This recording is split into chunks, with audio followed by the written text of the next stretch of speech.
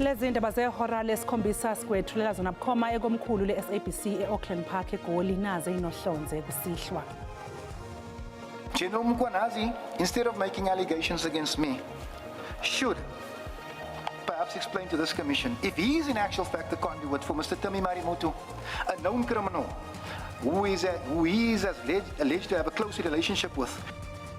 Ilungu lePhalamende uFadil Adams obethula ubufakazi bakhe kuKhomishana kaMadlanga namhlanje uyayiphika insolo ezadalulwa umkhuzi wamaphoyisa KwaZulu-Natal uLieutenant General Nhlanhla Mkhwanazi. Amaphoyisa asesabalalise isithombe sowesifazane ofunwa uthuli ecaleni lokubulawa kaWarwick Stock owaziwa ngelika DJ Waras owabulawa ngoZibandlela nyakenye. We received a letter from the President, Mr. Ramaphosa, indicating that he has an objection to the person recommended by the committee to be appointed as evidence leader.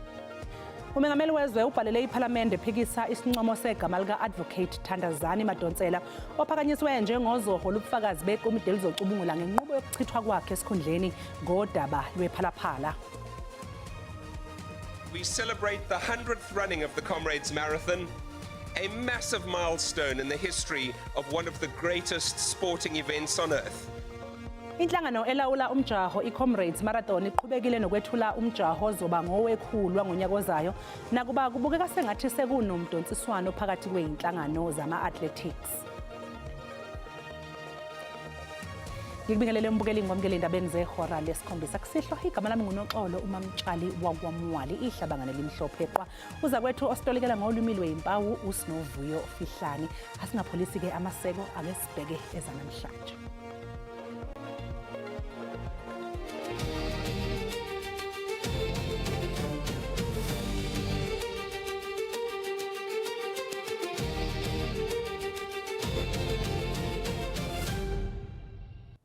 Ilungu lePhalamende uFadil Adams obethula ubufakazi bakhe kuKhomishana kaMadlanga namhlanje uyayiphika insolo ezadalulwa umkhuzi wamaphoyisa KwaZulu-Natal uLieutenant General Nhlanhla Mkhwanazi njengoba uMkhwanazi aqagula ukuthi uAdams ngomunye wabamshungu nezigebengu. Kunakuzwana phakathi kwelungu leShamthet Fadil Adams kanye nomkhuzi wamaphoyisa KwaZulu-Natal Lieutenant General Nhlanhla Mkhwanazi lokhu kuvele njengoba uAdams ubezwakalisa ungahambisani nensolo ethinta yena ezadalulwa ngumkhwanazi. Mkhwanazi, instead of making allegations against me, should perhaps explain to this commission if he is in actual fact the conduit for Mr. Tami Marimoto, a known criminal who he is alleged to have a close relationship with. There are in fact allegations that General Mkhwanazi has interfered in the arrest of Mr. Marimoto and it is a fact that Mr. Marimoto's wife has worked in crime intelligence as a police colonel, her first job in the province of KZN, where General Mkhwanazi is the provincial commissioner. Phinde wakhuluma ngobufakazi obethule kule komishana nguAdvocate Ramsam we-IDEC. Tami also states under oath that she advised me that I'm in possession of the documents, that me being in possession of the documents was a criminal offense. She has admitted that she recorded the entire conversation of my meeting with IDEC, and because I am confident in my truth, I implore this commission to request that recording and play it before the nation. Many things were said, including a claim from Advocate Ransami that she had to flee KZN because of an investigation into SAPS and out of fear of Lieutenant General Kumalo. Mzafaka isikhalo ngamalungu eIDEC asamisiwe emsebenzini uDylan Paramore noBrian Padayash mayelana nendlela okwaphathwa ngayo isikhalo sakhe. I've laid the cases in the morning. I'm getting a call early evening or late afternoon to say they've intercepted your dockets. I asked who's they. He said I'm going to find out. Mi siyaqhubeka kusasa.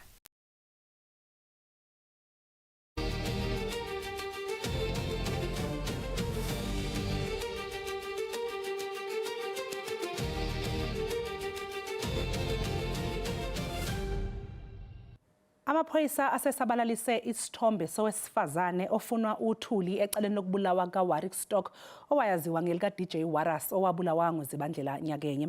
Uhlengwe ebuthelezi kukholakala ukuthi unobudlelwane bezothando nommangalelwa wecala uVictor Majola obevele enkantolo namhlanje ngaleli cala. Namhlanje ummangalelwa ecaleni lokubulawa kuka DJ Waras uVictor Majola uvele kafushane enkantolo ephakeme eGoli. Ummeli kaMajola utshele inkantolo ukuthi ummangalelwa ubhekene nezinkinga zemali kanti akasakwazi ukubhekana nezindleko zabameli. The state opposes the application for a 6 weeks postponement. I think it is unreasonable. The accused first appeared on the 18th of June of this year. A matter was postponed for the issue of the legal representation. He was already at that stage represented by Mr. Du Plessis when he appeared here on the 18th of June.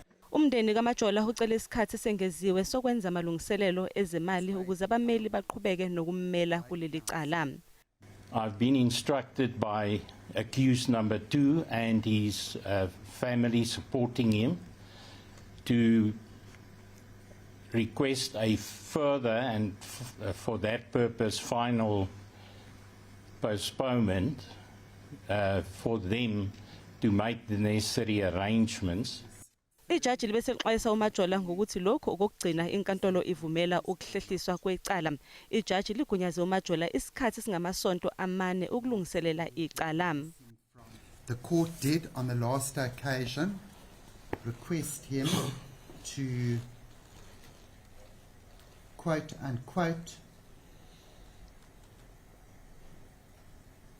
get his house in order with regard to legal representation. Nguyena kuphela ummangalelwa osele kuleli cala emva kokugwetshwa kuka Armando Phakula wase Mozambique oselivumile icala lokubulala uDJ Waras.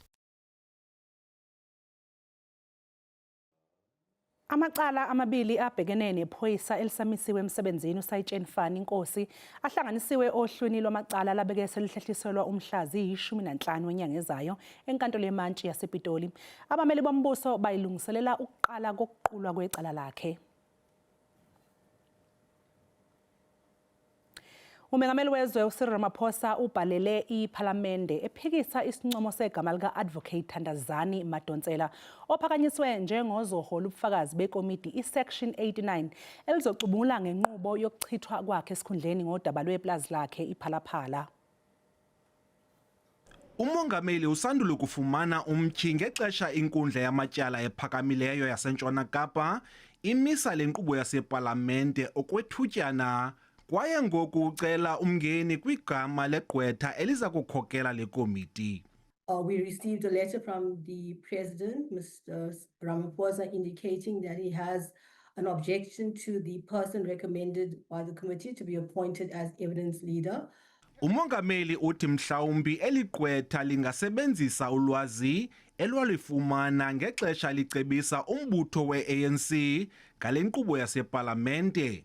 Okwesibini, umongameli uthi mhlawumbi eligqwetha lingathatha icala ngokuba lasuswa esihlalweni nguye kwi-Judicial Service Commission ngo-2022. Imbono zamaqela opolitiko ziyabethabethana ngesi sicelo sikamongameli. Please let us carry on with our work. The objection by the president does not make sense at all. He's not going to choose his own judge. He wants to choose his own judge, and it's not going to happen. We must not be delayed by the very same ANC who should have raised this objection the minute the nomination was done. Ekugqibeleni isininzi samalungu ale komiti avotele ukuba kufunyanwe ingcebiso yomthetho ngaphandle kwamalungu e-EFF ne-MK Party. Le komiti iza kuphinde idibane ebutsheni bale nyanga izayo. Kwiindaba ze-SABC, Dingubulelani Philip ePalamente. Inyuvesi iCape Peninsula ithi angeke kube nokukhishwa ngoshova kwabafundi esikhungweni njengoba inyuvesi bimemezele umnqamlajuqu ukuthi lingashayi ihora lesine ntambama abafundi bengagodukile njengesicelo esiphuthumayo. Inyuvesi ke ithi isinqumo sokumisa uhlelo lokufunda siza ngemva kokungaboni ngasolinye phakathi kwenyuvesi nabafundi. Insula uthi umonakalo wenziwe imbhikisho abafundi ungaphezulu kwesigidi samarandi. Ngemuva kwalezi gameko kuphoqa ukuthi lenyuvesi imemezele ukuthi abafundi bephume bephele kulamagceke lungakapheli usuku lwanamhlanje. See a day before and asinayo nemali as you know maphakathi nenyanga so sazi nokuthi sizoya kuphi manje sicinga abantu lapho ngabeka khona ikhwama zakho. I'm leaving because they told me to leave my res, and I understand where the signals are coming from because I will also be affected next year and many others, and some people aren't in the same situation that I am because I may be fine, but at the same time I do not know. Abafundi bebebhikisha ngenxa yohlelo lwezemali lwenyuvesi langonyaka ozayo abangahambisani nalo. We are agitating or looking to forcefully evict anybody.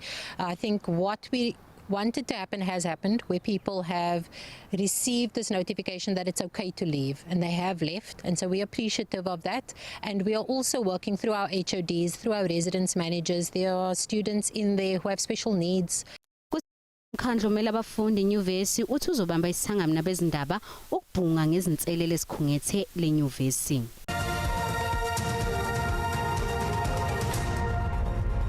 Sikubingelela siphinde sikwamukele mbukeli ey'ndabeni uma ngabe usanda kungena. Asikwaziseke ukuthi lezi ndaba ziyatholakala ku-YouTube na ku-SABC Plus. Ungena nje kuzo uyicinge ngamagama athi SABC izindaba nakanjani ngiyakuthembisa uzoyithola ngomnjalo bazo. Libuyiselwe okwesikhashana ikomiti lesigungu se-ANC e-Eastern Cape njengoba kusalindwe isinqumo senkantolo ephakeme yokudlulisa kwamacala malungana nokungaboni ngasolinye kwezomthetho okufaka phakathi ithimba lokusebenza kwesifundazwe.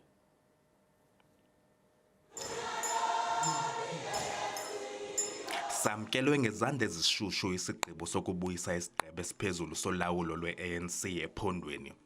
Oku kuzana njengokube kungekho sikhokhelo sephondo emva kokuba lo mbutho uyohluleka ukubamba inkomfa yonyulo lweenkokheli ezintsha ebutsheni balonyaka. Sifuna uqinisekisa uba i-ANC iyaluphumelela olonyulo siya kulo ngamalengezi. Yiyo le nto sifuna uqinisekisa uba sibeka yonke enye into ecaleni sijongane nolonyulo ngqo. Siyayamkela le meko, sicela amalungu e-ANC ayamkele le meko njengesikhokelo. Nangona zamkelwe ngezandla ezishushu ezindaba, amalungu angaxolanga embuthweni athemba ukuba esi sigqeba siza kusombulula iingxaki abangaxolanga zizo. Naw ke sinethemba into yoba njongo bayibuyela i-PEC ezingxaki bezibangela into yoba i-conference ingaqhubi zizawukwazi ngoku kulungiswa. Ezingxaki zeziphi ke msasazi? Laa mcimbi werodata into yoba i-meeting ye-ANC ihlala njani? Kulindeleke lichotshelwe kule veki ezayo ityala lokuchitha isigqibo senkundla ephakamileyo yaseMakhanda yinkundla yezibheno eBloemfontein. Abongile Yangisi kwiindaba ze-SABC kuGompo City. Njengoba iPhalamende lisingethe isithangami sokubhekana nesihlava sodlame lwamaqembu eMgulukudi, izakhamuzi zase-Western Cape ekhahlamezekile ngezinga lobugebengu ziphumele obala zichaza ngosizi lwazo lwansuku zonke. uJane Douglas wase-Atlantis uselahlekelwe amadodana amabili ngenxa yodlame lwamaqembu eMgulukudu. Ulandise amalungu ePhalamende ngomnzima asebhekane nabo ezama ukuthola ubulungiswa. And as a mother, lost 2 children, 2 sons in gun violence, gang violence, it is so hard for a parent to deal with. And with the police system in Atlantis, is it so difficult for a parent to deal with? Because when you go to an investigator, if you go to the police, nothing happened. Izakhamuzi zithi izikhalo zazo kumele zifinyelele ePhalamende kwazise ilona elithatha izinqumo mayelana nokuphepha kanye nezinsiza zamaphoyisa. We're not standing here to criticize, but these things needs to be spoken and it needs to be addressed and it needs to be put to Parliament, because in Parliament, this is where the power lies. I mean, Prof has said that. This is where the power lies. I want to say here today, as we plan, they too plan. They sat all day, they knew this was happening, they were listening. They're sitting amongst us, they are 2 steps ahead. Therefore, we cannot have conventional policing for unconventional patterns of crime unfolding. That idioms of saying you send a thief to catch a thief, I think is something that we might really have to look at, because honestly, we might not survive without using those people that really understand the system. That's why in the police we employ intelligence. I've said it before, we have to recruit people to get them into the criminal system so that they feed us with information. Uma sibuyela odabeni likaSayitsheni Fani Nkosi, amacala amabili abhekene nawo asehlanganisiwe ohlwini lwamacala labeke selihliselwa umhla ziyi-15 wenyanga ezayo enkantolo yemantshi yasePitoli. Amisiwe emsebenzini uFani Nkosi uvele kafushane enkantolo yemantshi ePitoli. Umbuso ucela ukuba leli cala lihlehliswe. Umeli wakhe naye uvumelene nesicelo sombuso wathi naye usafuna ukuzilungiselela wacela nesikhathi sokuba axoxisane nekhasimende lakhe. I request that the disclosure be furnished, if possible, Worship, before the 15th. Reason being, Worship, I need time to consult with my client in prison. And if disclosure is furnished well before time or within a reasonable period of time, it will enable me to consult to ensure that upon the 15th of September, I am ready to indicate to this court whether I'm fully instructed for trial or not.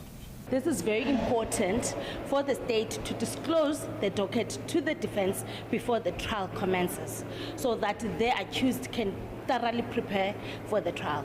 Lolu daba ke luyiswe enkantolo yesifunda emva kokuthi NPA ithole isitifiketi sokuhlanganisa amacala amabili kaNkosi. Ecaleni lokuqala, uNkosi uthwese icala lokuphazamisa ukusebenza komthetho emva kokusola ngokuzibiza ngephoyisa eliphezulu ePitoli nezinsolo zokuqambukela ebufakazini esiteshini samaphoyisa eThohoyandou eLimpopo ngo-2022. uNkosi ke uphinde abhekane namacala amaningi ahlukene kubalwa lokweba, ilenkohlakalo, ukuphazamisa ukusebenza komthetho, ukutholakala nezibhamu nezingekho emthethweni nezinhlamvu, amadokodo amaphoyisa kanye nesamba semali ekhaya lakhe. Umbuso ke uthi unecala eliqinile. Inkantolo ephakeme yaseGoli ebihlezi ePalm Ridge ibize ofakazi abasha ecaleni lokubulawa komfana owayeneminyaka eyi-11 ubudala uJayden Lee Meek.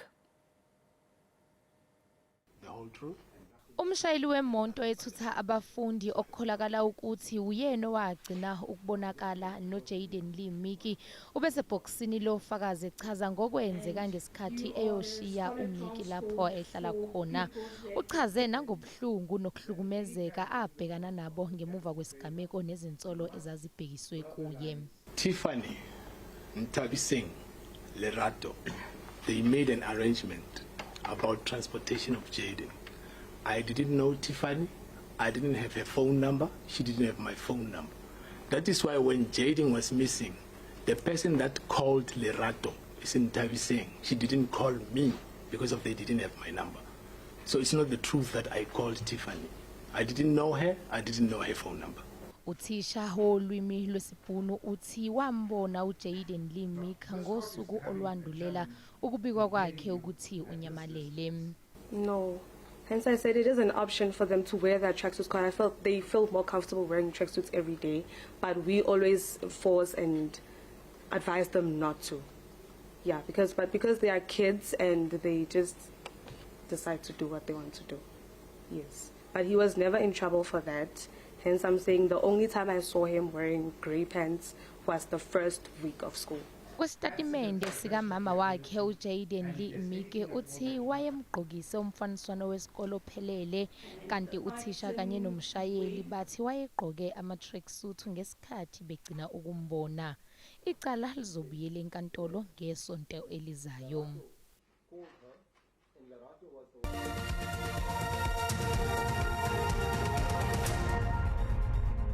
Inhlangano elawula umjaho iComrades Marathon iqhubekile nokwethula umjaho ozoba ngowekhulu wangonyaka ozayo nakuba kubukeka sengathi sekunomdonsiswano phakathi kweinhlangano zama-athletics. Ngemva kwenyanga kunongaboni ngasolinye phakathi kwenhlangano iComrades Marathon kanye nohlaka olwengamele zama-athletics esifundazweni, amalungu enhlangano asevotele ukuthi engaba esaba ingxenye yeKZN Athletics. Abahleli balomjaho omkhulu abafuna ukwamukela nokulandela imithetho nemigomo elawula ezokusubatha. 100th running of the Comrades Marathon, a massive milestone in the history of one of the greatest sporting events on earth. And the start of something just as exciting, being the beginning of the 2nd century of the greatest human race. weComrades wangonyaka ozayo webanga lamakhilomitha angama-90 uzobusuka eMgungundlovu ubheke eThekwini. Kuphinde kwethulwa nophawu olusha olukhethelekile lomjaho njengoba kuzobe kungowekhulu selokhu wasungulwa. In 2027, we won't simply mark the 100th running of the Comrades Marathon. We will celebrate a legacy built by giants, carried by generations, and kept alive by every person who has answered this race's call. Kahlalo weComrades Marathon Association noNtuthuko Mashimane uthi kusukela ngo-1996 lo mjaho sewenze igidi engama-28 zamarandi ngenhloso yokulekelelwa kwabahlwempu. Are supporting a wide range of community-based projects, recognizing that development cannot follow one-size-fits-all approach. Uzeli beComrades bathi ngonyaka ozayo balindele ukwamukela abasubatha abalinganiselwa e-26,000. Mbukeli uma sibuye izitolo sobe siphathele umhlahlo wesimo sezulu noTime Ntshiza.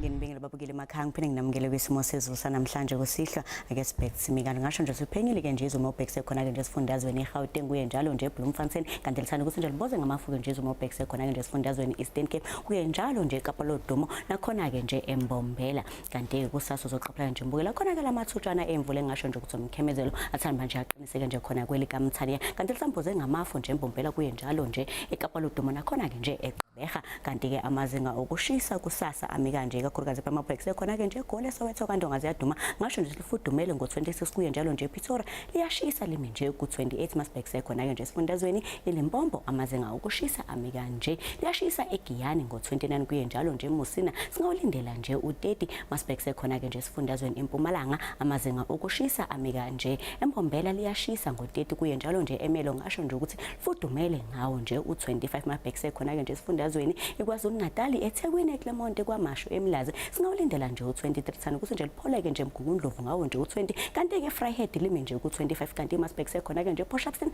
singawulindela u21 masibhek sekhona ke nje esifundazweni Eastern Cape amazinga ukushisa amika nje liyabanda ke eMthatha ngawo nje u18 kuye njalo nje eGqeberha lisabanda ngo17 kuye njalo nje ebusuku singawulindela u13 masibhek sekhona ke nje esifundazweni Western Cape amazinga ukushisa amika nje liyabanda eKapa lodumo ngo17 kanti ke ebusuku liyakubuza ngempela ukuthi ngibongaki ngawo nje 10 kuye njalo nje eGeorge lisabanda ngo16 kanti singawulindela nje ebusuku u9 masibhek sekhona ke nje esifundazweni eNorthern Cape mazinga ukushisa amika nje ngasho nje ukuthi liyashisa eKimberley ngawo nje u29 kanti mawubhek sekhona ke nje eCalvina ngasho nje sithanda ukuthi nje lipholeke ngawo nje u20 kanti ke ebusuku liyabanda limi nje ku7 mawubhek sekhona ke nje esifundazweni Free State amazinga ukushisa amika nje liyashisa eBethlehem ngawo nje u26 kuye njalo ke nje eBloemfontein singawulindela u28 masibhek sekhona ke nje esifundazweni eNorthwest amazinga ukushisa amika nje ngasho nje ukuthi kuyashisa ke lesi sifundazwe kakhulukazi mawubhek sekhona ke nje eRustenburg limi nje ku29 kuye njalo nje eMahikeng lisashisa ngawo nje u30 ngisibeka lapho ke isimo sezulu sanamhlanje kusihlwa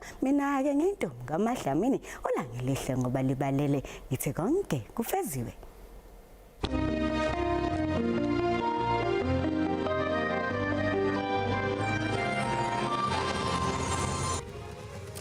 Mbukeli kusasa hlangabeza oza kwethu neindaba ngolwimi lwesiXhosa ube nobusuku obuhle usale kahle.